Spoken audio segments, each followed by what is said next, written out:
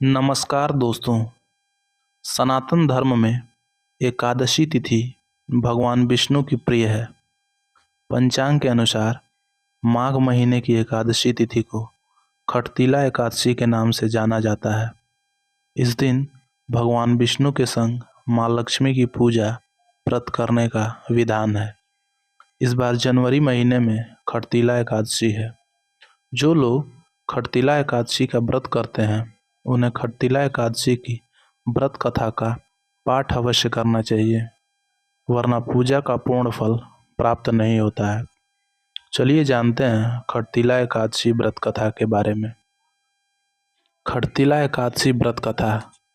पौराणिक कथा के अनुसार प्राचीन काल में एक ब्राह्मणी थी। धर्म पारायण होने के बाद भी वह हमेशा पूजा और व्रत करती थी, लेकिन कभी दान नहीं करती थी और न ही देवी देवताओं और ब्राह्मणों को धन और अन्न का दान दिया था। ब्राह्मणी की पूजा और व्रत से जगत के पालनहार भगवान विष्णु प्रसन्न थे। उन्होंने सोचा कि ब्राह्मणी ने पूजा और व्रत से अपने शरीर को शुद्ध कर लिया है, ऐसे में उसे वैकुंठ लोक तो प्राप्त हो जाएगा, लेकिन इसने कभी जीवन में दान नहीं किया है, तो वैकुंठ लोक में इसके भोजन का क्या होगा। इन सभी बातों को सोचने के बाद भगवान श्री हरि ब्राह्मणी के पास गए और उससे भिक्षा मांगी।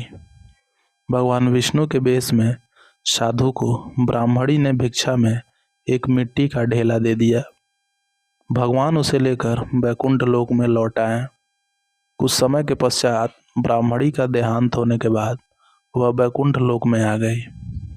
ब्राह्मणी को भिक्षा में मिट्टी को देने की वजह से वैकुंठ लोक में महल प्राप्त हुआ, लेकिन उसके घर में अन्न आदि कुछ भी नहीं था। ये सब देख भगवान श्री हरि से ब्राह्मणी ने बोला कि मैंने जीवन में सदैव पूजा और व्रत किया, लेकिन मेरे घर में कुछ भी नहीं है।